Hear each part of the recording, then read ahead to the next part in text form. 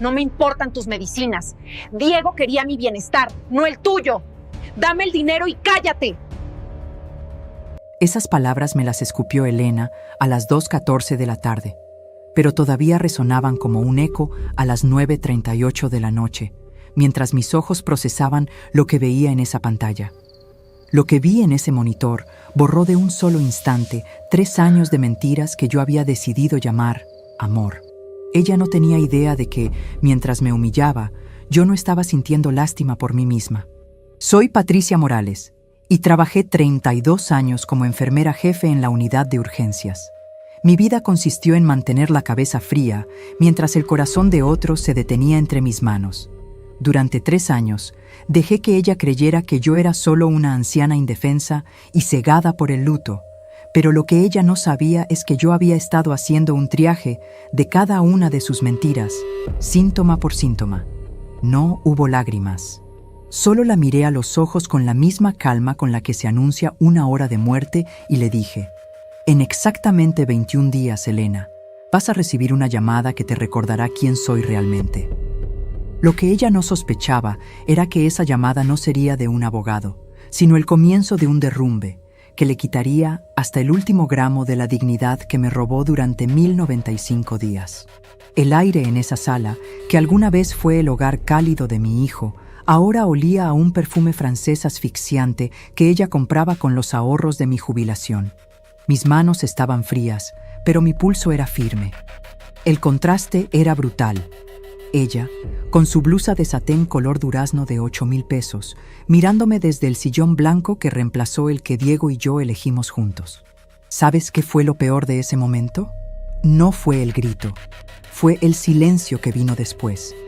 Un silencio que me confirmó que para ella yo ya no era un ser humano, sino un insumo médico que se estaba agotando. Pero déjame reformular eso, porque para entender cómo una madre llega a entregar hasta su último centavo a la mujer que desprecia su existencia, tengo que llevarte al día en que mi mundo se apagó. Eran las 3:42 de la madrugada de un 15 de marzo cuando el teléfono sonó. Fue la policía. Mi Diego, mi único hijo, había muerto en un accidente. He entregado esa noticia 1000 veces a extraños, pero recibirla hizo que algo dentro de mí se rompiera para siempre. Fue en el velorio donde Elena se acercó con su máscara de dolor perfecto. Me tomó de las manos y me susurró al oído: «Mamá Patti, Diego me hizo prometerle algo. Me dijo que si algo le pasaba, tú cuidarías de mí como él lo hacía. Fue su último deseo». Yo, en mi desesperación por mantener vivo un pedazo de mi hijo, le creí. Pero antes de contarte cómo esta mujer empezó a drenar mi vida como un parásito, necesito pedirte algo. Si alguna vez has sentido que tu buen corazón ha sido utilizado, suscríbete al canal y deja tu me gusta. Historias como la mía son un recordatorio de que la bondad no es debilidad. Y dime en los comentarios, ¿desde qué país me escuchas? Los primeros meses fueron un torbellino de manipulación. Elena hablaba de deudas inexistentes, mientras yo, que siempre viví con sencillez remendando mis propios zapatos, empecé a entregarle todo. Mi pensión de 20,000 pesos pasaba íntegra a sus manos. Yo comía arroz y frijoles, mientras ella decía que el dinero apenas alcanzaba. Recuerdo una tarde de julio en la que una pequeña alarma se encendió en mi cabeza. La encontré escondiendo bolsas de lujo. «Es ropa para el trabajo, necesito verme bien para que me asciendan», dijo sin vergüenza. Mi instinto de enfermera me dijo que algo andaba mal, que la dosis de sus mentiras estaba aumentando, pero la culpa y el dolor me hicieron ignorar los síntomas. La crueldad escaló. Cambió las cerraduras de la casa de mi hijo y me llamó por mi nombre, con una indiferencia que me heló la sangre. «Es por seguridad, Patricia. Además, tú solo traes tristeza». Pero el punto de quiebre absoluto ocurrió hace 3 meses, en mi cumpleaños número 61. Caminé hasta su casa esperando un abrazo, pero lo que encontré fue una fiesta. A través de la ventana la vi brindando con un collar de perlas que perteneció a mi madre. La escuché reír. La vieja me dio el cheque completo otra vez. Es tan fácil manipularla con el cuento del último deseo. Me quedé congelada en la acera. En ese momento, la Patricia que lloraba murió. La jefa de enfermeras que sabe exactamente dónde cortar para extirpar un tumor regresó. No entré. No hice un escándalo. Me di la vuelta bajo la lluvia con una claridad mental que no había tenido en años. Esa noche, a las 11:15, abrí mi libreta y comencé a registrar cada dosis de engaño. Lo que yo no sabía entonces era que mi vecina, la señora Carmen, me había estado observando. Ella sabía cosas que yo ni siquiera me atrevía a imaginar. Pero antes de contarte la llamada desesperada que Carmen me hizo y lo que descubrí en esa pantalla que lo cambió todo, debes saber que Elena cometió el error fatal de cualquier estafador. Empezó a sentirse invencible, y cuando te sientes invencible, dejas de esconder las pruebas. Esa libreta color café que compré en la papelería de la esquina por 12 pesos se convirtió en el expediente más importante de mi vida. Era una libreta cualquiera, de esas que nadie mira dos veces. Tapa de cartón, hojas rayadas, el espiral un poco torcido. Pero a veces los objetos más ordinarios terminan cargando el peso más extraordinario. La primera entrada la escribí la noche de mi cumpleaños, a las 11:15, con letra firme aunque me temblaba el alma. 23 de octubre. Elena tiene el collar de perlas de mi madre. Procedencia, robado. Esa sola palabra, robado, tardé 30 segundos en escribirla. Porque escribirla significaba aceptar algo que había estado negándome a ver durante 3 años. Significaba que la historia que me había contado a mí misma, la historia cómoda, ya no me cabía en el pecho. Elena no empezó siendo cruel de manera obvia. Y eso es lo más peligroso de todo. Lo aprendí en urgencias. Las hemorragias internas matan más que las externas, precisamente porque no las ves hasta que es demasiado tarde. Cuando la herida sangra hacia adentro, el cuerpo sigue caminando, sigue hablando, sigue sonriendo, hasta que colapsa. Pero antes de contarte lo que acumulé en esa libreta durante los 3 meses siguientes, necesitas entender qué clase de mujer es Elena. Y para entender eso, necesitas entender qué clase de hombre era Diego. Porque todo lo que ella hizo tiene sentido solo cuando sabes de quién intentó apoderarse. Diego Morales nació el 14 de junio de 1988, a las 7:22 de la mañana de un martes. Llegó al mundo ya con prisa, con ese carácter suyo que jamás tuvo tiempo para la mediocridad. Desde pequeño tenía una manera de mirar las cosas, como si ya supiera que el tiempo era un recurso que no se desperdicia. Lo crié sola desde que él tenía 5 años, cuando su padre eligió una vida diferente a la que habíamos prometido ante Dios y ante mi familia. No guardo rencor. Los hechos son los hechos, y los hechos no necesitan adjetivos para pesar. Y el hecho es que desde esa mañana fría de febrero, fuimos Diego y yo, solo nosotros dos. Le di lo que pude. No fue mucho, pero fue todo. Le di cada madrugada de guardia en el hospital, volviendo a casa a las 5 de la mañana con los pies ardiendo y el cuerpo ya sin idioma para describir el cansancio, y aún así, preparando su lonche antes de irme a dormir 2 horas. Poniendo la fruta cortada en el tupper azul que le gustaba, el de la tapa que le costaba abrir y que él nunca quiso cambiar. Le di mis ahorros de 5 años para que pagara el primer semestre de la carrera de ingeniería cuando la beca no alcanzó. Firmé los papeles sin que me temblara la mano, aunque por dentro sí me temblaba todo. Le di mi silencio cuando supo que su padre había formado otra familia, para que el dolor no lo aplastara antes de tiempo. Me tragué mis propias palabras y le dejé espacio para procesar el suyo. Le di mi fe. Le dije que Dios cuida a los que trabajan con honestidad, y que él tenía razón para estar orgulloso de lo que era. No como consuelo barato, sino como la verdad más profunda que yo conocía. Le di todo lo que una madre puede dar, y él me lo devolvió. Vaya que me lo devolvió. Llamadas cada domingo exactamente a las 10 de la mañana, sin que yo se lo pidiera, sin que se lo recordara a nadie. No mensajes, llamadas, con su voz, con tiempo. Visitas cada 15 días. Una manera de mirarme que hacía que todo el sacrificio pareciera una inversión justa y no una deuda. Como si él supiera, sin que nadie se lo dijera, que el amor de verdad no se cobra, pero sí se honra. Diego conoció a Elena en el otoño de 2017. Yo noté algo desde el principio que tardé en ponerle nombre.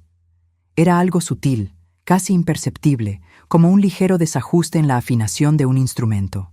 Elena escuchaba a Diego hablar de mí con una sonrisa que no llegaba a los ojos. Una sonrisa que se quedaba en la boca, perfectamente colocada, perfectamente controlada. Pero Diego la amaba con esa intensidad de los hombres que aman una sola vez en la vida. La clase de amor que no admite matices. Y cuando Diego amaba algo, yo respetaba ese amor, aunque me costara. Se casaron en abril de 2020. Una ceremonia pequeña por la pandemia, 12 personas, un sacerdote amigo de la familia, el jardín de mi hermana, unas flores sencillas, una mesa con manteles blancos que planchamos la noche anterior entre las dos. Yo cosí los lazos de los recordatorios con mis propias manos, eligiendo el listón con cuidado, anudando cada moñito con la misma atención con la que hubiera cosido un vestido de novia. Elena ni los miró. Los dejó en la mesa y se fue a saludar a sus invitados. 3 años han pasado desde que lo enterré. Y en esos 3 años, Elena hizo algo mucho más calculado que robarme el dinero. Me robó el acceso a mi nieto. Mateo tiene ahora 6 años. Los ojos cafés de Diego, la risa de Diego, esa risa que empieza despacio y termina con todo el cuerpo. Ese hábito de Diego de arrugarse la nariz cuando no entiende algo, como si el mundo le debiera una explicación mejor. Cada vez que veo a Mateo, veo a mi hijo vivo. Veo el hilo que no se ha roto del todo. Y Elena lo sabe. Siempre lo supo, con la precisión de quien conoce exactamente el valor de lo que tiene entre las manos. Por eso Mateo se convirtió en la llave con la que ella abría mi billetera cada vez que yo intentaba cerrarla. Pero el momento en que entendí la verdadera escala de su frialdad no fue el día que me cambió las cerraduras. Fue el Día de las Madres, el 10 de mayo. El primer día de las madres desde que Diego se fue. Esa mañana fui al cementerio. Llevé claveles blancos, que eran sus flores favoritas. Me senté en el banco de piedra junto a su tumba y le conté cosas sin importancia. Que el vecindario había cambiado. Que la señora del puesto de jugos seguía ahí con su delantal verde de siempre. Que Mateo ya sabía leer palabras cortas. Que la última vez que lo vi había leído mamá y sol, y se había reído como si hubiera descubierto algo que valía la pena festejar. Me quedé hasta las 10:30 de la mañana. El sol de mayo en el cementerio huele a tierra caliente y a jacarandas. Ese olor ya nunca va a ser el mismo para mí. Ya no es solo un olor, es una fecha. Después fui a la casa de Elena. Había cocinado desde la víspera. Lomo en salsa verde, la receta de mi madre. 4 horas de trabajo con el comal encendido y los chiles desvenados a mano, tostados uno por uno hasta que la cocina olía a algo antiguo y verdadero. Llegué con la olla caliente entre los brazos, caminando con cuidado para no derramar, pensando que quizás ese día, al menos ese día, podríamos compartir el peso de la ausencia, que podríamos sentarnos las dos frente a un plato y ser, aunque fuera por 1 hora, 2 personas que amaron al mismo hombre y que por eso se entendían sin palabras. Toqué el timbre a las 11:22 de la mañana. Nadie abrió. Llamé al teléfono de Elena. Timbre, timbre, timbre, buzón. Llamé al de su hermana, que a veces la acompañaba. Lo mismo. Ese silencio del buzón que no es ausencia, sino decisión. Me senté en el escalón de la entrada, con la olla entre las manos y el sol cayendo directo en la coronilla. Esperé 43 minutos. Conté los coches que pasaban. Vi a un niño pasar en bicicleta 2 veces por la misma calle. El lomo se fue enfriando poco a poco, igual que algo dentro de mí. Ese algo que todavía esperaba ser equivocado. Cuando me levanté para irme, escuché voces desde el interior del jardín, música, risas, alguien brindando con un tono de celebración que no dejaba lugar a dudas. Había una reunión dentro. Simplemente no habían abierto la puerta. Manejé 3 kilómetros hasta mi departamento con las manos firmes en el volante y los ojos secos. Puse la olla en la mesa. Me senté frente a ella. frente a ese lomo que ya no humeaba, que ya no era la ofrenda que había querido llevar, sino solo comida enfriándose en una olla. Y en la boca, de repente, ese sabor amargo que no es exactamente tristeza ni exactamente rabia. Es el sabor de entender que para alguien tú simplemente no existes, que no eres un conflicto que resolver ni una persona que lastimar, que eres simplemente irrelevante. Esa noche no llamé a nadie. No fui a la iglesia. Solo me senté frente a la ventana con las manos sobre las rodillas, mirando las luces del edificio de enfrente encenderse y apagarse sin ningún orden particular. Y por primera vez en mucho tiempo no lloré. No tenía lágrimas. Tenía algo distinto, una claridad fría y filosa que empezaba a abrirse paso entre el dolor, como el bisturí antes de la incisión, limpio, preciso, necesario. Pero todavía no era suficiente para actuar. Todavía me quedaba un ciclo más de engaño por aguantar. 3 días después del 10 de mayo, Elena me llamó. «Mamá Patty, perdóname por el domingo. Se juntó todo, estábamos con unos amigos y el tiempo se me fue. ¿Cómo estás? ¿Comiste bien ese día?» Su voz era cálida, practicada, el tono exacto de quien sabe que tiene que compensar sin admitir nada. Respiré. Sentí algo que reconozco ahora como alivio demasiado fácil. Ese alivio que no nace de que algo haya mejorado, sino de que alguien te ofreció una salida del dolor y la tomaste porque el dolor es muy pesado y la salida estaba justo ahí, al alcance de la mano. «Bien, hija, sin problema». «Qué bueno». «Oye, necesito pedirte un favor. El equipo de fútbol de Mateo va al torneo regional y piden uniformes nuevos. Son 4,800 pesos. Ya sabes que el dinero está muy apretado este mes». Cerré los ojos. 3 segundos de silencio que valían más de lo que yo entendía en ese momento. Y le di el dinero. Todavía me cuesta entender por qué lo hice, pero creo que lo entiendo ahora, con la distancia que dan los meses. No lo hacía por Elena, lo hacía por Mateo, por no cortar el hilo que me conectaba con los ojos de mi hijo, por miedo a que si cerraba la billetera, Elena cerrara también esa puerta, y entonces no quedaría nada. Y Elena lo sabía con una precisión quirúrgica, con el diagnóstico de quien ha estudiado su caso durante años. Siempre supo exactamente dónde cortar para que yo no pudiera decir que no. Pero en ese mismo mes de mayo, algo cambió. Volví al departamento después de la transferencia, abrí la libreta, anoté la fecha y el monto con la misma letra enfermera de siempre, sin adornos. Y entonces, por primera vez, hice algo que llevaba meses evitando. Saqué el total acumulado desde el primer mes. No porque quisiera saberlo, sino porque ya no podía seguir sin saberlo. Calculé con la calculadora del teléfono durante 20 minutos, revisando transferencias bancarias, retiros en efectivo, pagos de servicios que ella decía no poder cubrir, facturas de gastos de Mateo que jamás pude verificar. Cada número era real. Cada fecha estaba anotada. Yo misma los había registrado, uno por uno, sin entender todavía lo que estaba construyendo. El número que apareció en pantalla me hizo soltar el bolígrafo en la mesa. 674,000 pesos. En 2 años y 4 meses. Me quedé mirando esa cifra durante mucho tiempo. La miré como se mira un diagnóstico que ya sospechabas, pero que hasta ese momento no tenía nombre, ni forma, ni peso exacto. Y entonces entendí con exactitud lo que había estado ocurriendo. Lo que yo llamaba ayuda no era ayuda, era una hemorragia.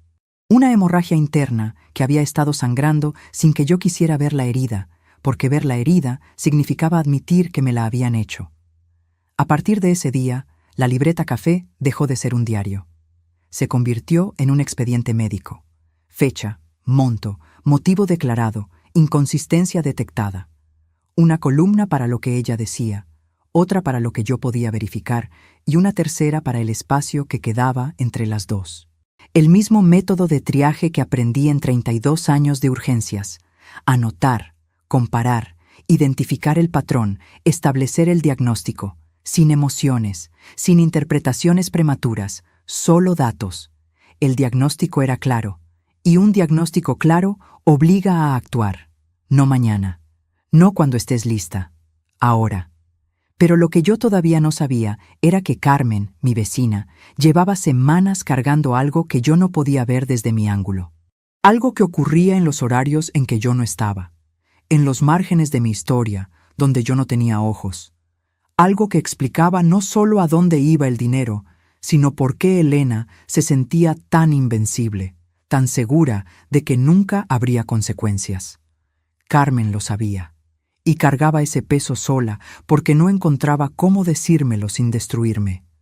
Porque hay verdades que solo se pueden entregar de una manera, mirando a los ojos a la otra persona y aguantando lo que viene después. Lo que me reveló cuando finalmente habló, eso necesito un momento para contarlo, porque hay cosas que, una vez que las sabes, ya no puedes ignorar. No puedes hacer como que no las escuchaste, no puedes volver al lugar donde estabas antes de oírlas.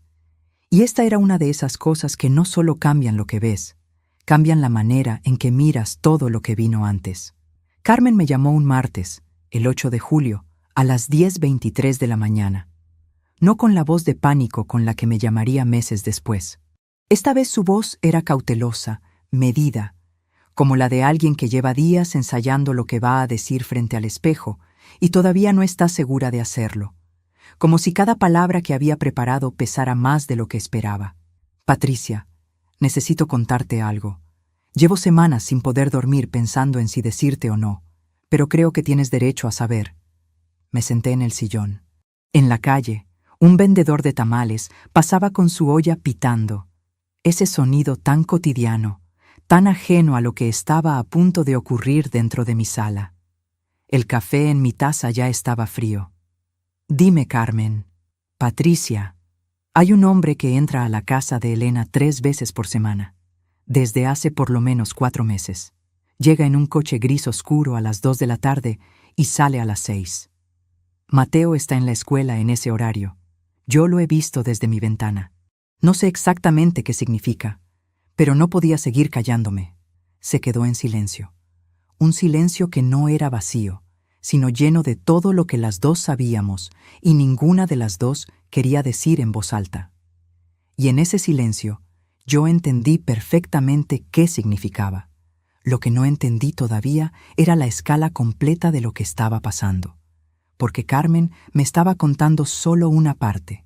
La parte que pensó que yo podría absorber en ese momento, la dosis mínima que una persona puede recibir sin quebrarse. Todavía no me decía todo. Esa tarde, a las 3:15, llamé a Elena. La escuché contestar con esa voz suya de siempre, ligeramente impaciente, como si siempre la interrumpiera en algo importante, como si mi llamada fuera siempre un inconveniente de baja prioridad. Dime, Patricia.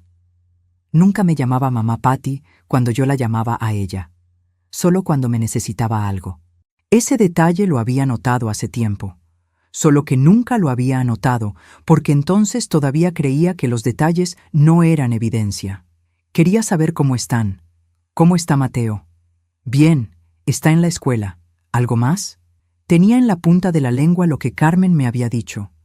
Lo sentía como un objeto físico atascado en la garganta, con bordes, con peso, con temperatura. Pero respiré. Recordé algo que aprendí en 32 años en urgencias. Nunca hagas una intervención sin tener el diagnóstico completo. Si actuaba con información incompleta, ella lo negaría todo y se cerraría como una herida infectada que se sella por fuera antes de sanar por dentro. Necesitaba más datos. Nada más. Cuídate. Colgué. Abrí la libreta. Escribí. 8 de julio. Carmen confirma visitas frecuentes de hombre desconocido. Horario. 14:0-18:0. 3 veces por semana. Duración estimada. 4 meses. Verificar. La libreta tenía ya 47 entradas. Pero hay algo que necesito confesarte. Algo que me cuesta admitir, porque implica reconocer que hubo señales mucho antes, y yo elegí no verlas. Señales que cualquier persona con los ojos abiertos habría leído sin dificultad. Señales que yo, precisamente yo, que pasé 3 décadas aprendiendo a leer síntomas en personas que a veces ni siquiera podían hablar, decidí archivar en ese cajón donde guardamos las cosas que todavía no estamos listas para enfrentar. el cajón al que no le ponemos llave porque sabemos que algún día vamos a tener que abrirlo. La primera señal fue en enero, 2 años atrás. Elena llegó a recoger la pensión del mes, como siempre, puntual para eso. Pero ese día traía unos aretes que yo no le había visto antes. Aros gruesos, dorados, con ese destello que no tiene el oro de fantasía. Un destello que se reconoce cuando se ha vivido sin lujos suficientes para aprender a distinguir. Le pregunté dónde los había comprado. Me los regaló una amiga, dijo sin levantar los ojos del teléfono. Lo guardé. No en la libreta, porque todavía no tenía la libreta. Solo en esa parte del cerebro donde acumulamos las cosas que no queremos analizar todavía. Esa parte que trabaja sola, en silencio, mientras el resto de nosotros sigue adelante. La segunda señal fue en marzo. Fui a llevar un pastel a Mateo por su cumpleaños, uno de esos pasteles de 3 leches que Diego pedía de pequeño y que yo había empezado a hacerle a Mateo como si el gusto fuera hereditario, como si el amor también se transmitiera en las recetas. Era sábado a las 11 de la mañana. Elena abrió la puerta con el cabello arreglado, maquillaje de salir, vestida para algún lugar que no era su propia casa. Le pregunté a dónde iba. Reunión de trabajo. No me avisaron a tiempo. Deja el pastel, yo se lo doy después. Era sábado, a las 11 de la mañana. Trabajé 32 años y nunca tuve una reunión de trabajo un sábado a las 11 que requiriera ese nivel de arreglo personal. Ese tipo de arreglo que no se hace para una sala de juntas. Ese tipo de arreglo que se hace para alguien específico. Lo guardé bien guardado. La tercera señal fue en mayo. Eso ya lo sabes. ¿Sabes qué tienen en común todas esas señales? Que cada vez que aparecía una, yo misma me fabricaba una explicación que la neutralizaba. No porque fuera ingenua, no porque no supiera leer lo que tenía frente a los ojos, sino porque aceptar la verdad significaba perder el último hilo que me conectaba con Diego. La creencia de que su mujer, la madre de su hijo, valía la pena proteger. Que Diego no se había equivocado al amarla. Que el amor de mi hijo no había sido desperdiciado en alguien que no lo merecía. Y eso es algo que el corazón no suelta fácilmente, aunque la cabeza ya lo sepa. Pero volvamos a julio, porque en julio ocurrió algo que a punto estuvo de hacerme bajar la guardia por completo. Era el 19 de julio, un miércoles, a las 6:45 de la tarde. Elena llegó a mi departamento sin avisar. Traía a Mateo de la mano. Se veía diferente, sin maquillaje excesivo, con una blusa sencilla azul marino que me recordó la que solía usar cuando Diego vivía, en esos primeros años en que todavía se esforzaba por caerme bien. En la sala, el olor del guisado que yo había preparado para cenar se mezclaba con el aire fresco de la tarde que entraba por la ventana entreabierta. Era un momento que en otra circunstancia habría parecido normal, casi hogareño. Patricia, dijo, y en su voz había algo que no había escuchado en meses. Duda. Una grieta pequeña pero real en ese tono siempre controlado. Necesito hablarte. La hice pasar. Preparé café. Mateo se sentó en el sillón a ver caricaturas, como siempre lo hacía cuando venía, con esa manera suya de acomodarse que era exactamente igual a como lo hacía Diego. Las piernas dobladas, el cuerpo inclinado ligeramente hacia la pantalla, la mano izquierda bajo la mejilla. Creo que no te he tratado bien, dijo Elena. Miraba la taza entre sus manos como si las palabras estuvieran flotando ahí adentro y le costara sacarlas. Sé que he sido distante y fría. Sé que Diego me lo reprocharía si pudiera verme. Sentí algo que no quiero llamar esperanza porque ya sé cómo termina, pero se le parecía demasiado. Tenía la misma temperatura, el mismo punto exacto en el pecho, donde se instala antes de que sepas si va a crecer o a apagarse. Solo quiero que sepas que valoro lo que haces por Mateo, por nosotros. Voy a intentar que las cosas sean diferentes. Me tomó la mano. Sus ojos brillaban con lo que yo quise leer como arrepentimiento y que ahora sé leer con más precisión. Respiré. Cerré los ojos un segundo. Y en ese segundo guardé la libreta en el cajón mental donde guardaba todo lo que todavía no estaba lista para resolver. Y cometí el error de creerle por segunda vez. Durante 18 días, Elena me mandó fotos de Mateo todas las mañanas. Fotos pequeñas, sin texto a veces, solo la imagen. Mateo desayunando, Mateo con una mochila nueva, Mateo dormido con un libro abierto sobre el pecho. Me invitó una vez a comer, una tarde entre semana, en su mesa, con platos que ella misma había preparado. Me preguntó por mis medicamentos con una atención que no había tenido nunca. Parecía que algo había cambiado de verdad, que quizás el dolor del primer año la había endurecido temporalmente, pero que debajo todavía había algo que salvar, algo que merecía la pena esperar. Y entonces, el 11 de agosto, a las 9:02 de la mañana, llegó un mensaje. Patricia, sé que hemos tenido una buena racha últimamente, pero este mes el dinero no alcanza para la mensualidad de la escuela de Mateo.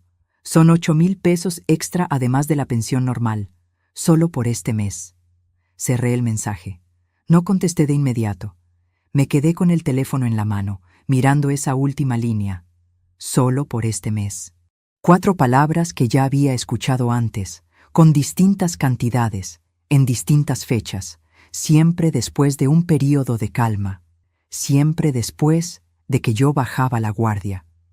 Abrí la libreta. Anoté la fecha, el monto, y junto a la descripción de las 3 semanas anteriores de reconciliación, escribí una sola palabra. Una palabra que en urgencias usamos cuando un paciente mejora temporalmente antes de colapsar de forma definitiva. Una palabra que los médicos aprendemos a temer más que el deterioro constante, porque engaña incluso a los que saben lo que buscan. Remisión. No había sido un cambio. Había sido una remisión calculada. Un periodo de mejora artificial diseñado para que yo bajara la guardia justo antes del siguiente golpe. Y yo lo sabía mejor que nadie, porque yo misma le había explicado ese fenómeno a familias de pacientes durante décadas. Y aún así había caído. Si alguna vez sentiste que tu confianza fue usada como puerta trasera, que tu bondad se convirtió en la herramienta de alguien, escríbelo en los comentarios. No importa si fue un familiar, una amistad, alguien en quien creíste con todo lo que tenías. Quiero leerlo. Quiero que sepas que estas historias no les pasan solo a los demás, que no son señal de debilidad ni de torpeza, y que nombrar el daño es el primer paso para dejar de cargarlo solo. Para el 24 de agosto faltaban exactamente 60 días para mi cumpleaños, y faltaban 60 días más, casi 3 meses, para esa noche del 14 de enero, en que yo estaría frente a una pantalla de 9 centímetros, procesando 4 segundos que lo destruirían todo. Solo que en ese momento yo todavía no lo sabía. Lo que sí sabía era que la libreta tenía 53 entradas, que el diagnóstico ya era inapelable y que el siguiente paso no era emocional, era metodológico. Pero antes de que pueda contarte lo que pasó en el cumpleaños, necesito contarte lo que Carmen vio desde su ventana el 23 de agosto a las 2:31 de la tarde. Porque fue eso lo que hizo que la libreta café dejara de ser suficiente. Porque hay un punto en toda investigación, clínica, jurídica, personal, en que los datos ya no caben en un cuaderno, en que lo que has acumulado exige algo más que tinta y papel. Ese punto lo alcancé el 23 de agosto, y después de ese día, nada volvió a ser lo mismo. Lo que Carmen vio el 23 de agosto a las 2:31 de la tarde, me lo describió sentada en mi cocina, con las manos alrededor de una taza de café que no probó en ningún momento. Patricia, estaba regando mis plantas cuando los vi. Elena y ese hombre. Estaban sacando cajas al patio. Al principio pensé que limpiaban bodega, pero luego vi el casco naranja de Diego, sus botas de trabajo, la caja de herramientas que él siempre tenía junto a la puerta. Pausa. Lo amontonaron todo junto a la basura de la esquina y entraron de vuelta riendo. En mi cocina, el silencio que siguió era del tipo que ocupa espacio físico. El zumbido del refrigerador de fondo sonaba obsceno. 32 años en urgencias me enseñaron a no derrumbarme en el momento equivocado, a guardar el colapso para después, a seguir funcionando con la mitad del corazón destruida mientras la otra mitad cumple con lo que hay que hacer. Gracias, Carmen, dije. Déjame resolver esto. Colgué. Miré el reloj, las 10:47 de la mañana. Tomé el teléfono y llamé a Elena. Hola, Patricia. La voz de siempre, ligeramente impaciente, como si siempre la interrumpiera en algo más importante. Elena, me enteré de que sacaste las cosas de Diego a la calle. Paso hoy a recogerlas. Silencio de 3 segundos. Ah, eso. Estoy reorganizando el cuarto, pero no tiré todo. Guardé algunas cosas. Sentí algo que se pareció peligrosamente al alivio. ¿Qué guardaste? Fotos, sus diplomas, las cosas importantes. Paso a las 4. Llegué a la casa de Diego a las 4:03 de la tarde. Elena abrió la puerta después de varios minutos. Vestía una blusa de seda color vino que yo nunca le había visto. Aretes largos y brillantes. El tipo de aretes que cuestan lo que yo gasto en 2 semanas de despensa. Me hizo pasar a la sala. No reconocí la sala. El sillón café que Diego y yo habíamos elegido juntos, 6 horas dando vueltas por el almacén hasta que él dijo, mamá, este es cómodo, había sido reemplazado por uno blanco con cojines grises. Nuevo. El tipo que aparece en las revistas de decoración que yo nunca compro porque hay cosas más urgentes en qué gastar el dinero. Los pisos de madera que Diego lijó y barnizó con sus propias manos un fin de semana entero tenían ahora una alfombra beige encima. Como si alguien quisiera tapar, deliberadamente, la huella de quien había vivido ahí antes. Yo vestía mi blusa de algodón azul, la misma de siempre. ¿Dónde están las cosas que guardaste?, pregunté. Elena señaló una caja pequeña en el rincón. Dentro había 3 fotografías, de las 40 que Diego tenía por toda la casa, y un diploma de secundaria. ¿Solo esto? Las demás estaban deterioradas, Patricia. No quiero que Mateo crezca rodeado de tristeza. Diego también lo entendería. Estaba parada junto al sofá nuevo con los brazos cruzados, en esa postura que ya reconocía. La postura de quien ha decidido que la conversación terminó y solo espera que el otro entienda que debe irse. No alcé la voz. No lloré. La miré a los ojos con la misma calma con la que en urgencias comunico a una familia que ya no hay nada más que hacer y dije, «De acuerdo, Elena, me llevo esto». Tomé la caja, caminé hacia la puerta y solo cuando llegué al coche, cuando cerré la puerta y puse las manos en el volante, me permití sentir el peso completo de lo que había visto. La casa de mi hijo convertida en el hogar de otro hombre. Sus cosas en la basura. 3 fotografías y un diploma en una caja de cartón. Saqué el teléfono. Fotografié las 3 imágenes una por una. Abrí la libreta y escribí. 23 de agosto, 16:03. Casa completamente rediseñada. Muebles nuevos. Estimado de remodelación. Entre 80 y 120,000 pesos. Objetos de Diego desechados. Solo rescaté 3 fotografías y un diploma. Testigo presencial. Carmen Velázquez, edificio contiguo. La palabra testigo la subrayé 2 veces.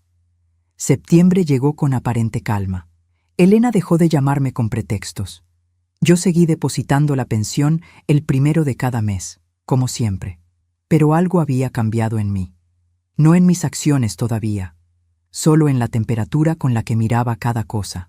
El 14 de septiembre, Elena me mandó un mensaje.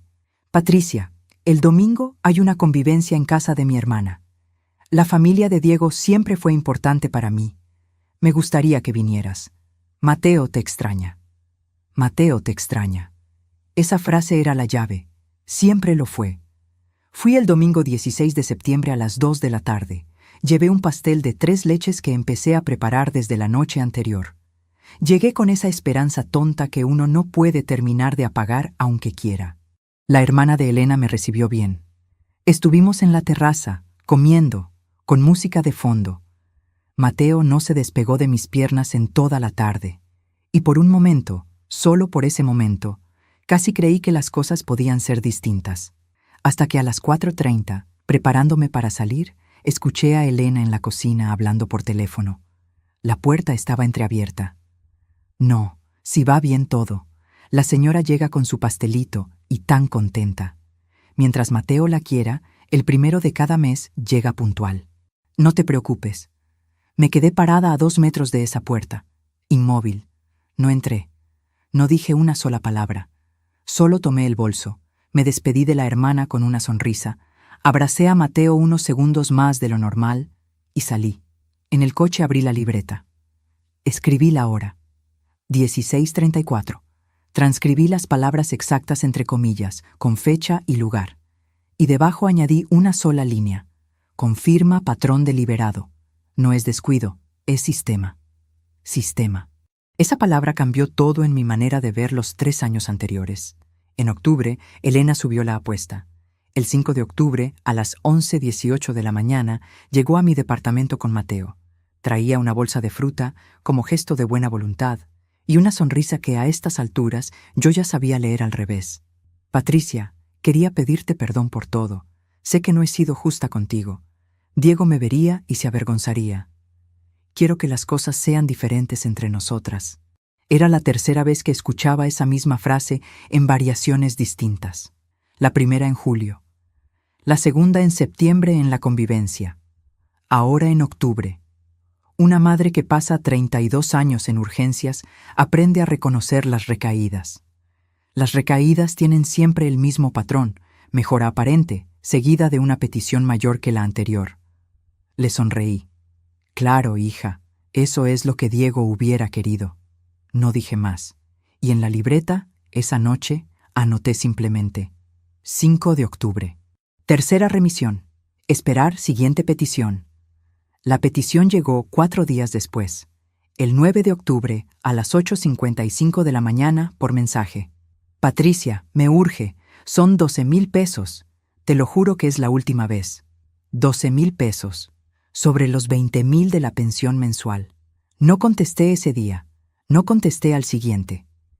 El 11 de octubre, Elena me llamó al teléfono, dejé que sonara, y en la libreta escribí solo una cosa.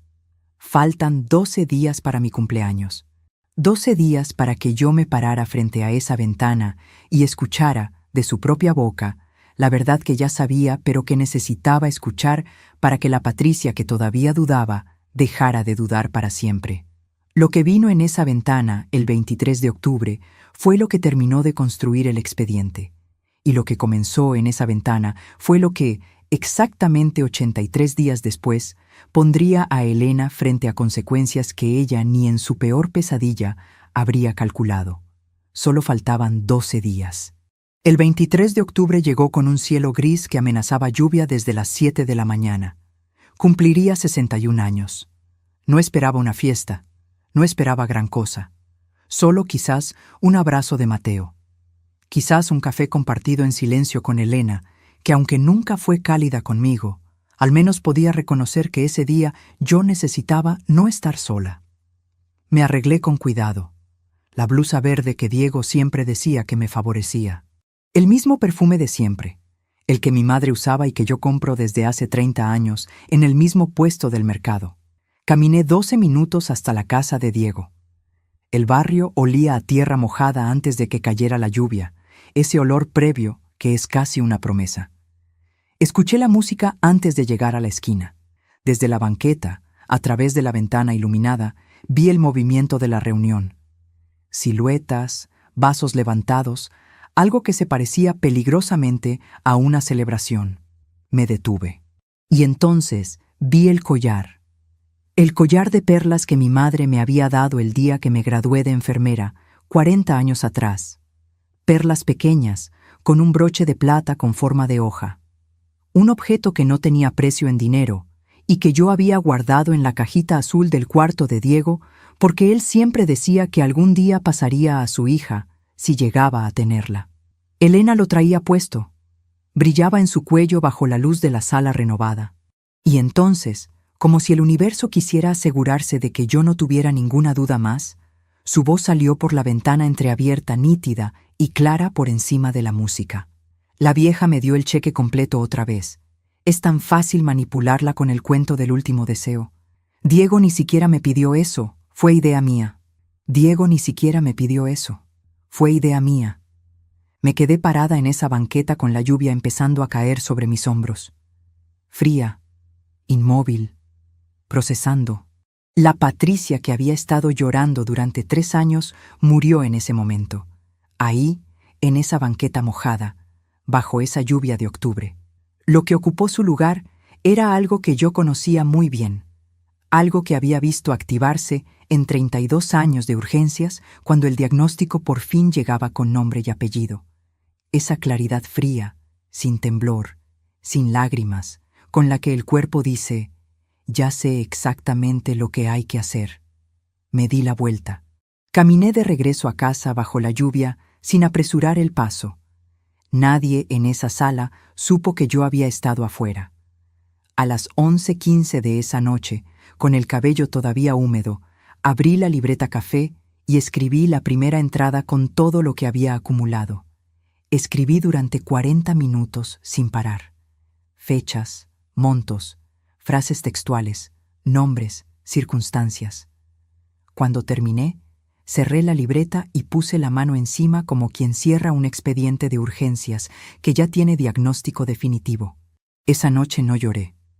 Solo tomé mi taza de manzanilla y le hablé a Diego en voz baja, como hago a veces cuando el silencio del departamento pesa demasiado. Ya sé, hijo, ya entendí. No te preocupes. En noviembre tomé la primera acción concreta. Llamé al doctor Ramírez. No el médico. El licenciado Ramírez, Ernesto, que fue enfermero en mi hospital durante 10 años antes de retirarse a estudiar Derecho. 44 años conociéndonos. Un hombre de pocas palabras y criterio preciso. Le expliqué todo en una llamada de 42 minutos.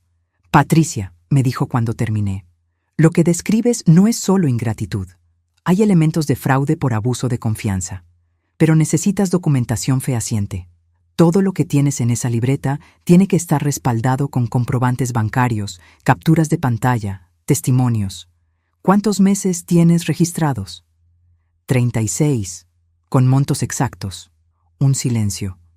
Bien, no hagas nada todavía. Sigue documentando. Te voy a preparar una lista de lo que necesitas reunir. Y Patricia, no le digas nada a ella. No todavía.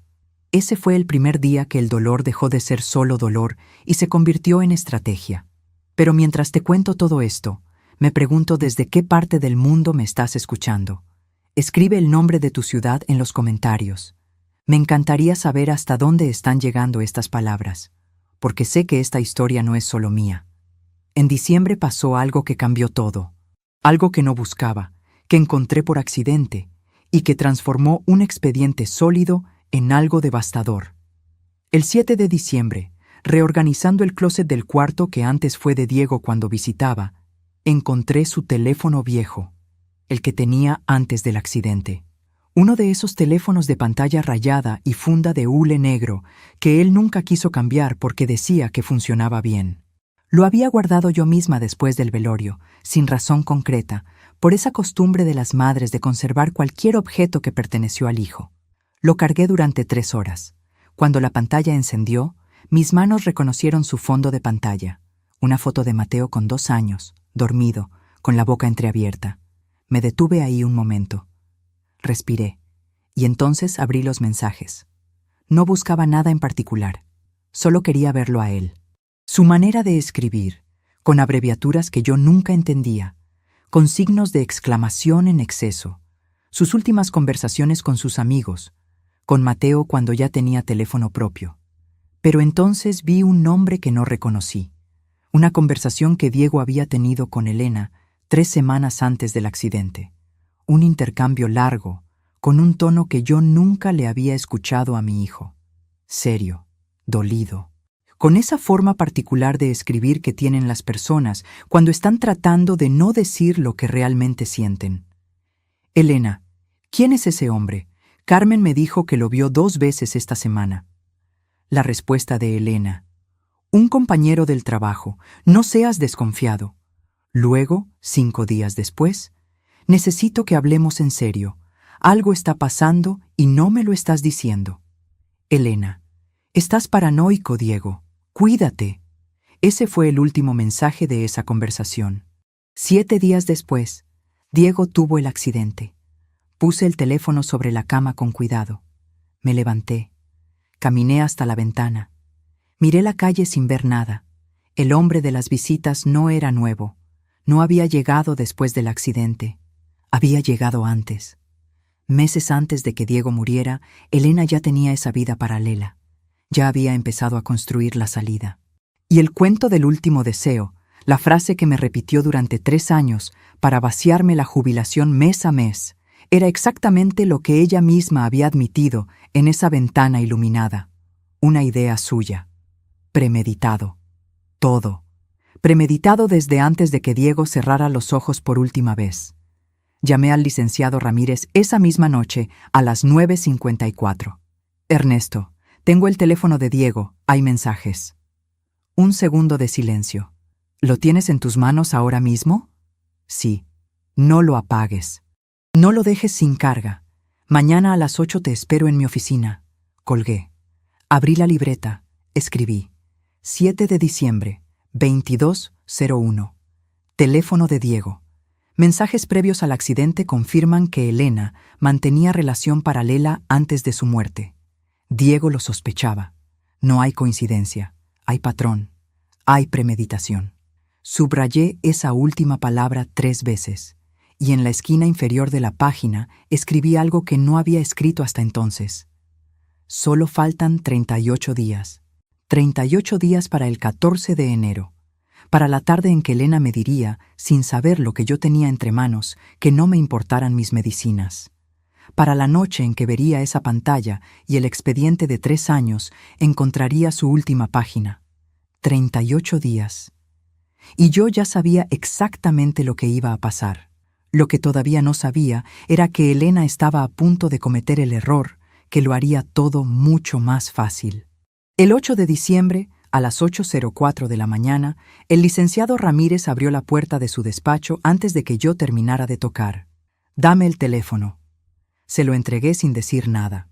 Lo conectó a una tablet con un cable delgado.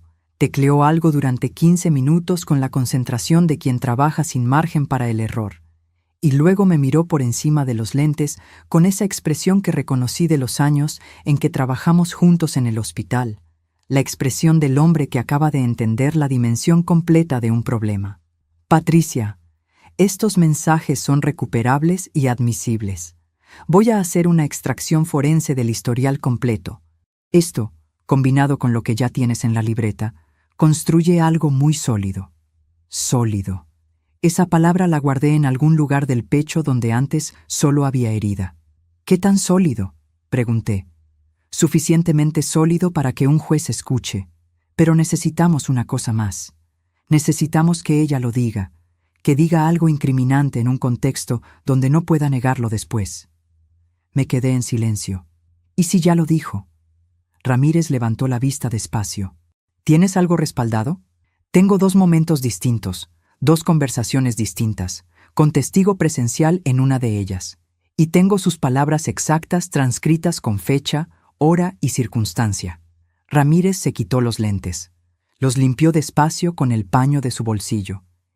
Y dijo lo que yo llevaba meses necesitando escuchar de alguien más.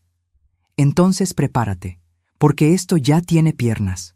Diciembre fue el mes más extraño de los 3 años. Extraño porque fue el primero en que yo ya no era la misma Patricia que entregaba el dinero con el corazón partido. Era otra. Una que caminaba por el mismo suelo de siempre, preparaba el mismo café de siempre, usaba la misma blusa de algodón de siempre, pero que por dentro tenía algo completamente diferente: dirección. Elena seguía sin saber nada. El 3 de diciembre me había mandado un mensaje pidiendo los 20,000 de la pensión más 3,000 extra para una consulta de Mateo. Le deposité sin comentario. Ramírez había sido claro: no alteres el patrón. Cualquier cambio la pondría en alerta.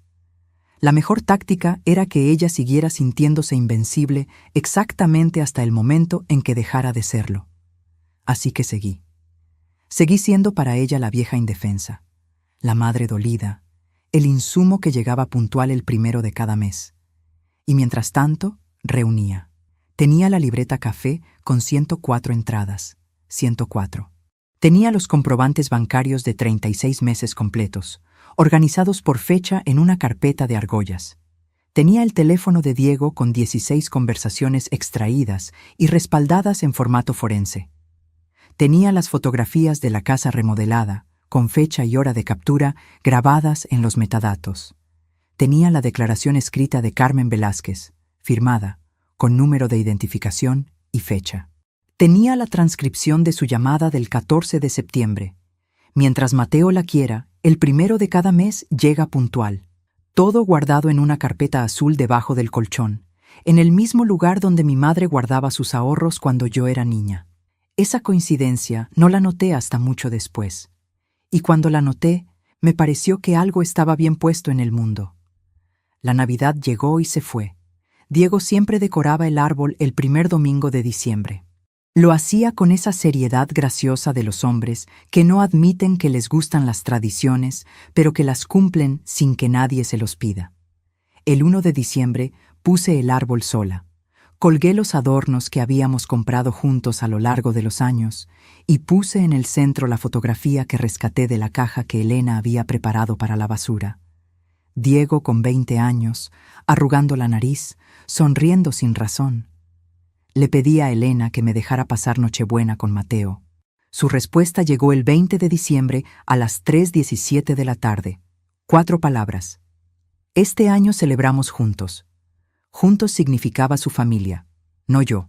Pasé Nochebuena sola en mi departamento con el árbol encendido, comiendo arroz con leche siguiendo la receta de mi madre, escuchando villancicos en la radio de la cocina que tiene 30 años y funciona mejor que muchas personas que conozco. En la mesa, el lugar que no puse para nadie. No te voy a decir que no lloré esa noche. Lloré. Pero fue el último llanto de ese tipo, el último que miraba hacia atrás. Porque cuando terminé, me sequé la cara, abrí la libreta y escribí en la última página disponible: 24 de diciembre, solo faltan 21 días. 21 días. El 3 de enero, Ramírez me llamó. Patricia, está todo listo. Tengo el expediente completo organizado. Cuando tú digas. Cerré los ojos un momento. Todavía no, Ernesto. Necesito una cosa más. Necesito que sea ella quien lo diga.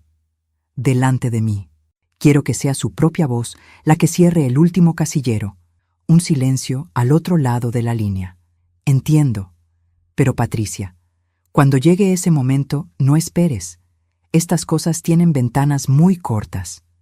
Lo sé. Llevo 32 años leyendo ventanas. Y entonces ella lo facilitó todo. El 13 de enero, a las 7:30 de la mañana, Elena me llamó. Patricia, necesito que vengas hoy. Es sobre la pensión. Quiero hablar contigo en persona. Algo se movió en mi pecho. No miedo, reconocimiento.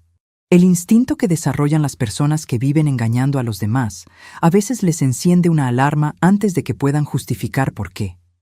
Elena había sentido algo, o alguien dijo algo, o simplemente su intuición, esa que se afina con la práctica del engaño, le susurraba que el equilibrio estaba cambiando. ¿A qué hora?, pregunté. A las 2 de la tarde. Colgué.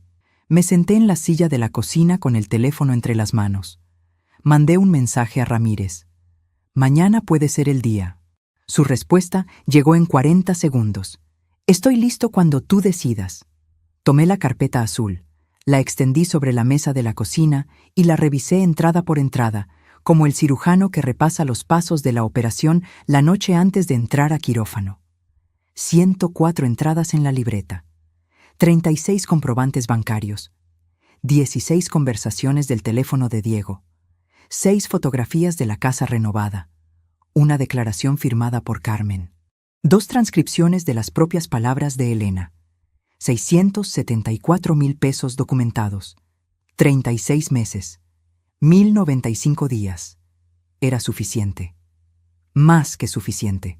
Esa noche, mientras revisaba todo por última vez, pensé en Diego, en sus ojos cafés, en su manera de abrazarme cuando llegaba a visitarme, con ese abrazo largo de los hijos grandes que saben exactamente cuánto pesan los silencios de sus madres. Le di lo que pude durante 35 años. Le di mis madrugadas sin dormir y mis ahorros de décadas.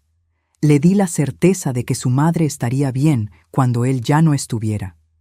Y ella había convertido esa promesa en el instrumento más afinado de su engaño. Sostuve ese pensamiento, y luego lo solté. Porque Patricia Morales, jefa de enfermeras de urgencias durante 32 años, no entra a las cirugías cargando el peso de la rabia. Entra fría, entra precisa, entra con las manos firmes y el diagnóstico en la mente. Me dormí a las 11:52 de la noche del 13 de enero. Y lo último que pensé antes de cerrar los ojos fue en Diego. Solo eso, en él. Ya casi, hijo, le dije en voz baja al techo oscuro. Ya casi. Al día siguiente, a las 2:14 de la tarde, Elena me dijo: «No me importan tus medicinas, dame el dinero y cállate». Y yo, por primera vez en 3 años, estaba completamente lista. El 14 de enero, a las 12:47 de la tarde, antes de salir de mi departamento, hice 3 cosas. Tomé la carpeta azul y la revisé por última vez. Estaba completa. No le faltaba nada. La puse debajo del colchón, en su lugar. Tomé mis medicamentos del anaquel, los que Elena dijo que no le importaban. Los acomodé en el bolso con cuidado, como hago siempre, y tomé el teléfono. Abrí la aplicación de grabación de voz. La dejé corriendo. La guardé en el bolso con la pantalla apagada. Ramírez me lo había dicho el día anterior. «Patricia, si ella dice algo relevante en tu presencia, necesito que esté grabado. No lo fuerces. Solo deja el teléfono abierto y que sea ella quien hable». Caminé 12 minutos hasta la casa de Diego. El cielo de enero estaba limpio y frío. La calle olía a comida recién hecha, saliendo por las ventanas abiertas. Un perro me siguió media cuadra y luego se aburrió. El barrio era exactamente el mismo de siempre. Solo yo era diferente. Toqué el timbre a las 1:58 de la tarde. Elena abrió la puerta a los 4 minutos. Traía puesta una blusa de satén color durazno que nunca le había visto, el cabello perfectamente arreglado para un martes de mediados de enero. Ese perfume francés asfixiante que llegó a mi nariz antes de que ella terminara de abrir la puerta. Yo vestía mi blusa de algodón azul, la de siempre. «Pasa», dijo, sin mamá Patty, sin sonrisa. Solo pasa, como si me citara a una reunión de trámite. La sala olía a café reciente, pero no me ofreció. Me señaló la silla frente a ella con un gesto de la mano y se sentó en el sillón blanco nuevo con las piernas cruzadas y los brazos sobre los apoyabrazos, en esa postura que yo ya conocía de memoria, la postura de quien ha decidido que tiene el control de lo que va a ocurrir a continuación. «Patricia, necesito que hablemos de la pensión». «Te escucho. Este año los gastos han aumentado mucho. Mateo va a cambiar de escuela, el transporte, los uniformes. Necesito que aumentes el monto mensual». Lo dijo sin rodeos, sin la voz rota del velorio, sin el llanto calculado, solo así, directo, como quien pide un ajuste de precio a un proveedor. Respiré. «Elena, llevo 36 meses dándote mi pensión completa. Y yo llevo 36 meses criando a tu nieto sola. Mateo es mi nieto, por eso he dado todo lo que he podido, pues ya no alcanza». Se inclinó hacia adelante, los ojos fijos en los míos. «Necesito 5,000 pesos más al mes. Empieza desde este mes». El salón estaba en silencio. Desde la cocina llegaba el goteo lento del grifo que Diego nunca terminó de arreglar. El mismo goteo de siempre. Como si la casa recordara quién la construyó. «No puedo darte 5,000 más, Elena. Después de la pensión que te doy, lo que me queda apenas me alcanza para medicamentos y comida». Algo cambió en su cara. No de golpe. Fue un cambio lento, como cuando el cielo pierde el último color antes de que anochezca completamente. «¿Sabes qué es lo que me cansa de ti, Patricia?» La voz había bajado de temperatura. «Que siempre pones tus necesidades primero». Diego no era así. Diego entendía que el sacrificio forma parte de querer a alguien. «Yo he sacrificado todo lo que tengo durante 3 años. No es suficiente». Se puso de pie, caminó hasta la ventana. Diego me amaba de verdad. Y por eso quería que yo estuviera bien. Por eso me pidió que me apoyara en ti. Porque sabía que tú ibas a entender. Hizo una pausa. Y entonces dijo las palabras que yo ya conocía, que ya había escuchado en esa ventana iluminada el 23 de octubre, pero que ahora sonaban diferente porque estaban siendo grabadas. No me importan tus medicinas. Diego quería mi bienestar, no el tuyo. Dame el dinero y cállate. El goteo de la cocina. El sol de enero entrando por los vidrios. El olor asfixiante de su perfume. Mis manos estaban frías. Mi pulso era exactamente normal. La Patricia de urgencias, la que ha pronunciado horas de muerte sin que le tiemble la voz, tomó el control de lo que quedaba de esa tarde. La miré. La miré durante 3 segundos completos sin decir nada. Y luego tomé el bolso, me levanté y dije con la calma más absoluta que he sentido en mi vida: en exactamente 21 días, Elena, vas a recibir una llamada que te recordará quién soy realmente. Ella soltó una carcajada corta, breve, el tipo de risa que usan las personas cuando están más nerviosas de lo que quieren admitir. ¿Me estás amenazando, vieja? Solo te estoy informando. Caminé hacia la puerta. La abrí. Salí. No miré atrás. En la banqueta, con el aire de enero cortando el rostro, caminé despacio de regreso a casa. Ni una lágrima. Ni un temblor. Solo esa claridad fría que ya era parte de mí. Al llegar a mi departamento, cerré la puerta, me senté en la silla de la cocina y detuve la grabación del teléfono. 4 minutos y 17 segundos.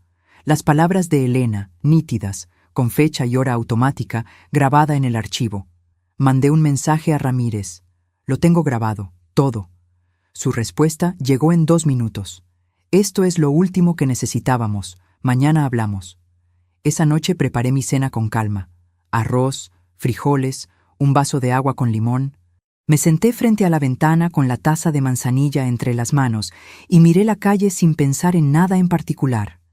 Por primera vez en 3 años, el silencio del departamento no pesaba. Solo era silencio. A las 9:38 de la noche sonó el teléfono. Era Carmen.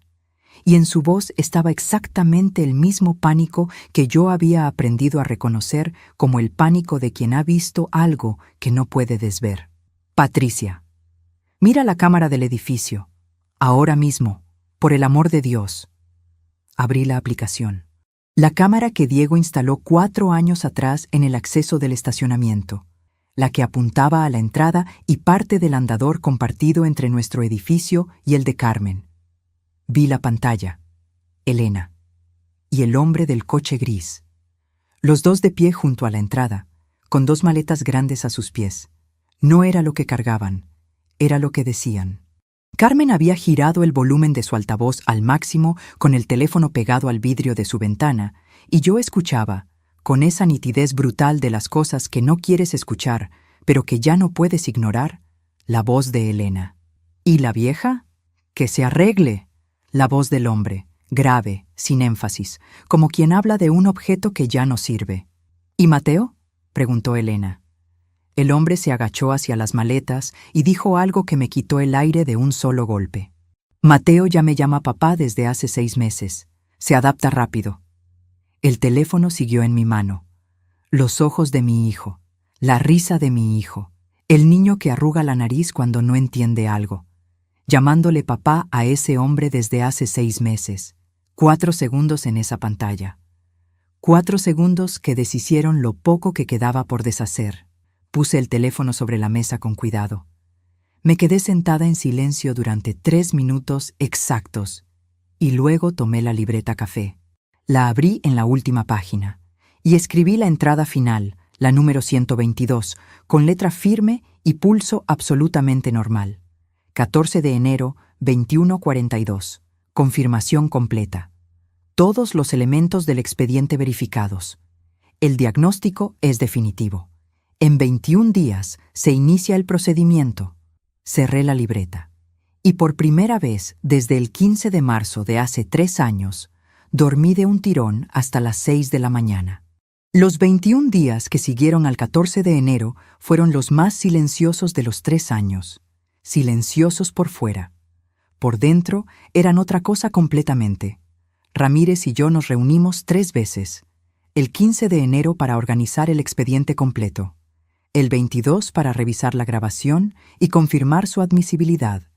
El 29 para firmar los documentos que presentaría ante el juzgado civil el 1 de febrero. El 1 de febrero, a las 9:17 de la mañana, Ramírez me mandó un mensaje. Presentado. El juzgado tiene 4 a 6 días hábiles para emitir notificación. Prepárate. Pero antes del juzgado, antes de cualquier papel con sello oficial, yo había movido una pieza que ni siquiera Ramírez conocía. A Rodrigo. Rodrigo Salinas, el mejor amigo de Diego desde los 14 años, el padrino de bautizo de Mateo, el hombre que cargó el cajón de Diego el 22 de noviembre de 2021 con las manos temblando y los ojos secos porque también era de los que guardan el colapso para cuando nadie mira. Elena había mantenido a Rodrigo lejos de mí durante 3 años. Mensajes sin respuesta, visitas canceladas, pretextos que yo acepté porque estaba demasiado ocupada cargando mi propio dolor como para insistir. Solo después entendí que no era descuido, era estrategia. Rodrigo conocía a Diego mejor que nadie. Rodrigo habría preguntado. Rodrigo habría visto. Lo contacté el 16 de enero. Le mandé una sola línea. Rodrigo, tengo algo que necesitas ver. Es sobre Diego. Respondió en 16 minutos. Nos vimos esa misma tarde en la cafetería de la esquina, a las 5:30. Pedimos café que ninguno de los dos probó casi. Puse todo sobre la mesa. Las transcripciones de los mensajes del teléfono de Diego. La entrada de la libreta del 23 de octubre. Los comprobantes bancarios de 36 meses. Rodrigo leyó en silencio durante 20 minutos sin levantar los ojos. Cuando finalmente los levantó, tenían una expresión que yo conocía. La misma que yo había tenido parada en esa banqueta bajo la lluvia de octubre. Reconocimiento. Yo lo sabía, Patricia. Su voz sonaba a tierra removida. Diego me llamó 3 semanas antes del accidente. Me dijo que algo estaba mal en su casa, que había encontrado mensajes en el teléfono de Elena. Me pidió consejo. Le dije que hablara con ella directamente. Una pausa que pesó más que muchas frases. Nunca supe si lo hizo. Los mensajes del teléfono de Diego confirmaban que sí lo había intentado, y que Elena lo había descartado en 4 palabras. Estás paranoico, Diego. Cuídate. ¿Qué vas a hacer?, me preguntó Rodrigo. Lo que hay que hacer. ¿Necesitas que yo haga algo?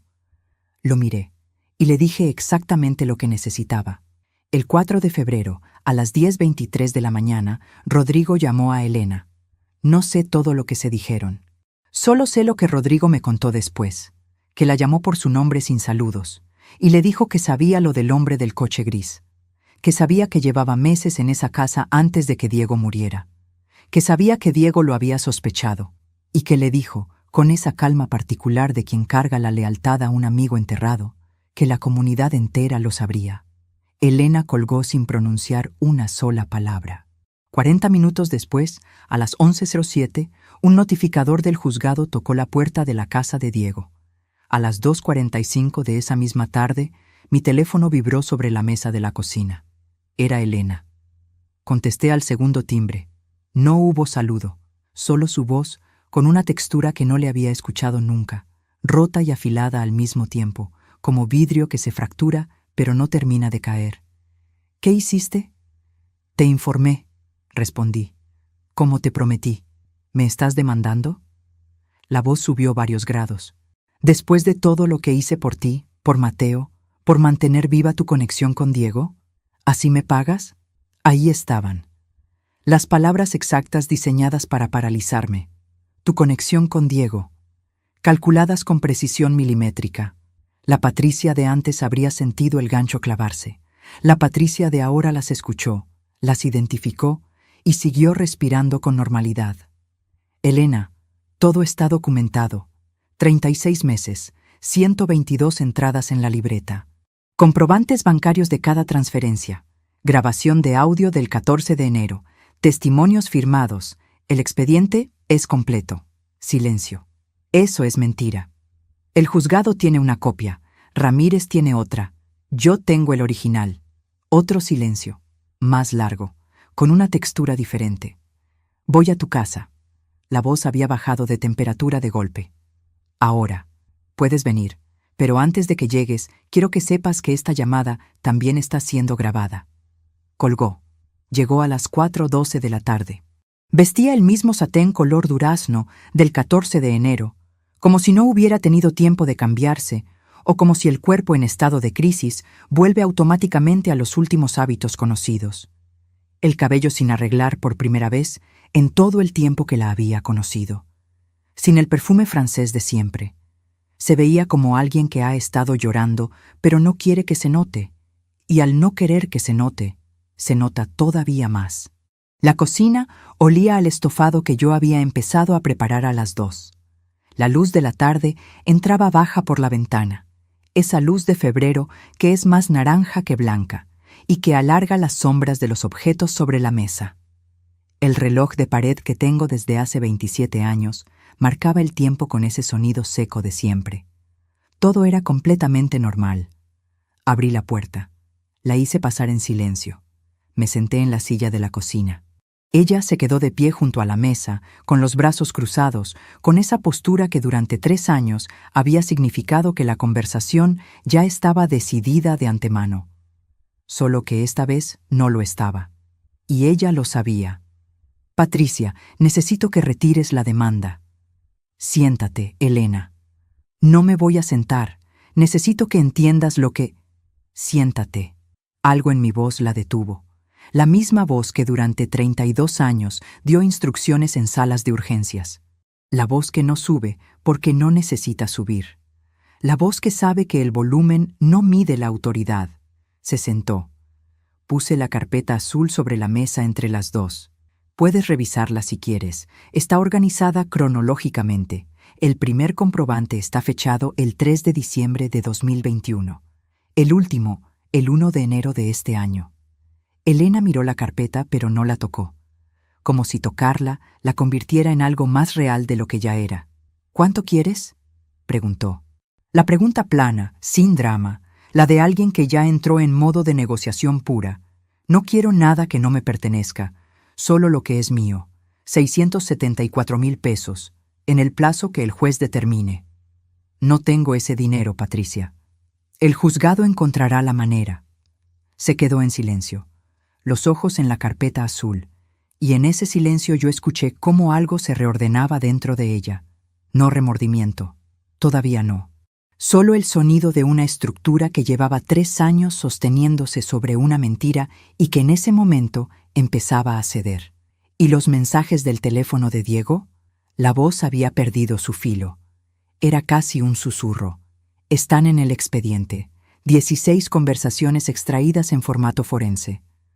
Un silencio distinto, más hondo. Él lo sabía, dijo. No era una pregunta. Sí, él lo sabía.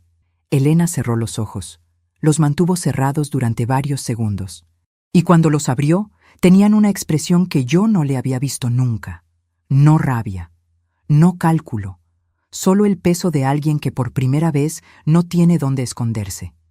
Se dobló hacia adelante, puso los codos sobre la mesa y se cubrió la cara con las manos. No lloró. Solo estuvo así, quieta, sosteniendo algo invisible entre las palmas. Durante 1 minuto entero que los dos vivimos en silencio absoluto. Cuando levantó la cara, algo había cambiado en su expresión. No era remordimiento completo. Era el agotamiento de quien por fin dejó de sostener una mentira demasiado grande para un solo par de manos. Patricia. La voz era diferente. Sin capas. ¿Qué va a pasar con Mateo? Y ahí estaba. La única pregunta que importaba de verdad. La única que yo también llevaba semanas haciéndome en la oscuridad. Todavía me pregunto si lo que decidí en ese momento fue lo correcto. ¿Y tú? Si estuvieras en mi lugar, frente a esa mujer que te robó 3 años, casi 1 millón de pesos, y el último deseo de tu hijo que ni siquiera era real, frente a la madre del nieto que lleva los ojos de Diego, ¿qué habrías hecho? Deja tu respuesta en los comentarios. Necesito saber que no soy la única que se hizo esa pregunta. Le respondí sin dudar ni un segundo. Mateo no tiene culpa de nada. Mi relación con Mateo no está en discusión. Eso no se toca, Elena, nunca. Algo se asentó en su cara. No alivio exactamente. Algo más parecido al peso de entender que hay personas que separan lo que debe separarse, aunque separarlo cueste todo. El hombre del coche gris, dije. ¿Sigue en la casa? Pausa. Se fue esta mañana. Cuando llegó la notificación del juzgado, tomó sus cosas y salió. No me sorprendió. Los que construyen su vida sobre la de otros siempre encuentran la puerta antes de que el techo empiece a caer. Siempre. Elena se quedó mirando la carpeta azul sobre mi mesa de cocina. La misma mesa donde Diego había desayunado de niño, donde habíamos partido pasteles de cumpleaños, donde yo había llenado durante 3 años una libreta café con cada mentira suya. ¿Por qué no me enfrentaste antes?, me preguntó. Sin agresión ya, solo la pregunta. La consideré durante un momento, porque antes no tenía todo, y una enfermera de urgencias no interviene hasta tener el diagnóstico completo. Algo cruzó su cara, algo que se pareció, por un instante brevísimo, a respeto. Lo que pasó en los días siguientes fue limpio y preciso, como una cirugía bien ejecutada. El 7 de febrero, el juzgado estableció el proceso formal por fraude por abuso de confianza.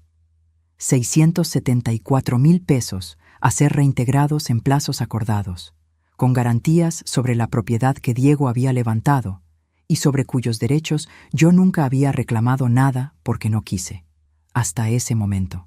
El 9 de febrero, Rodrigo se presentó como testigo voluntario. Declaró en 20 minutos lo que había tardado 3 años en poder decir. El 12 de febrero, la madre de Elena llamó a mi departamento llorando. Le respondí lo mismo que a Elena, que el proceso no era venganza, era restitución. Hay una diferencia, y esa diferencia importa. Y el 14 de febrero, exactamente 31 días después de que le dije a Elena que recibiría una llamada que le recordaría quién soy, y 10 días después de que esa llamada llegara, Mateo apareció en la puerta de mi departamento. Elena no subió. Lo dejó en el umbral con su mochila azul y me miró desde la banqueta, desde abajo, con esa expresión de quien finalmente entiende con exactitud lo que perdió.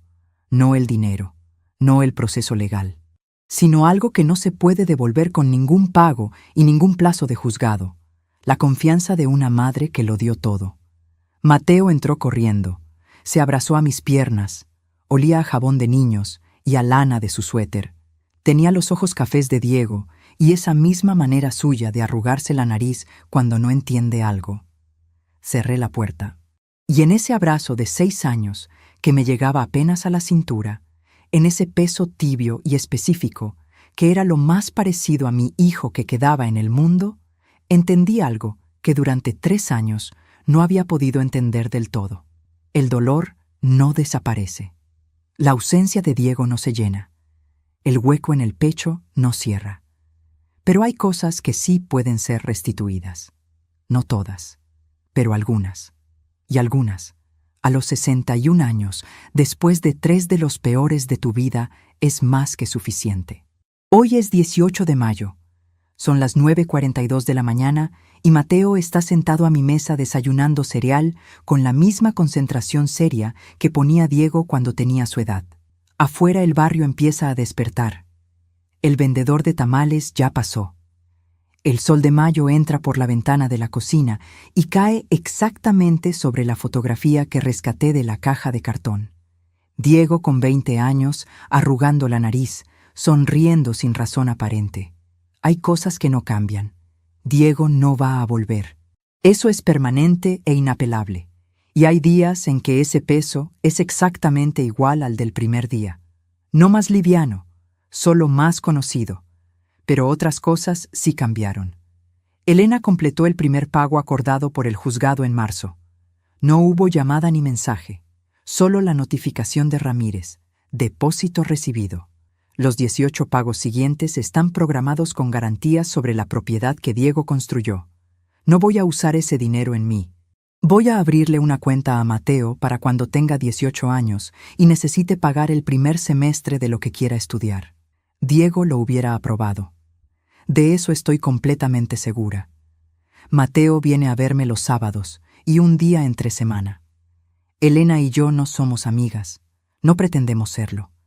Pero hemos llegado a ese acuerdo que solo sostienen dos personas cuando deciden anteponer a un niño por encima de su propio dolor. Ese acuerdo, frágil como es, ha resistido 4 meses. Confío en que seguirá resistiendo, porque Mateo se merece que resista. Pero hay algo que no te he contado todavía. Algo que Ramírez encontró el 8 de diciembre, cuando extrajo el historial completo del teléfono de Diego. Me lo entregó el 20 de enero en persona, con un sobre en la mano y los ojos que decían que lo leyera sola. Era un borrador de mensaje, nunca enviado. Diego lo había escrito el 8 de noviembre de 2021, 7 días antes del accidente. Estaba dirigido a mí. Lo he leído tantas veces que ya me lo sé de memoria. No voy a reproducirlo completo, porque hay palabras que pertenecen únicamente a las madres y a sus hijos. Pero sí voy a decirte lo esencial. Diego escribió que algo no estaba bien en su casa y no sabía todavía cómo decírmelo, pero que quería que yo supiera una cosa aunque no mandara el mensaje ese día, que él sabía quién era yo, que sabía lo que había hecho por él toda la vida, que nadie podía quitarle eso, y que si alguna vez yo sentía que el mundo no me lo reconocía, recordara que él sí lo hacía, siempre. No lo envió. 7 días después, el coche que cruzó con el semáforo en rojo no le dio tiempo. Pero lo escribió, lo pensó, lo sintió con suficiente claridad como para ponerlo en palabras, aunque fueran palabras guardadas en un borrador, en un teléfono de pantalla rayada y funda de hule negro, que su madre conservó por esa costumbre que tienen las madres de no soltar nada que perteneció a sus hijos. Ese borrador no borra 3 años de engaño. No devuelve el collar de perlas de mi madre, ni los cumpleaños, ni las navidades que pasé sola frente a un árbol encendido. No cambia nada de lo que Elena hizo.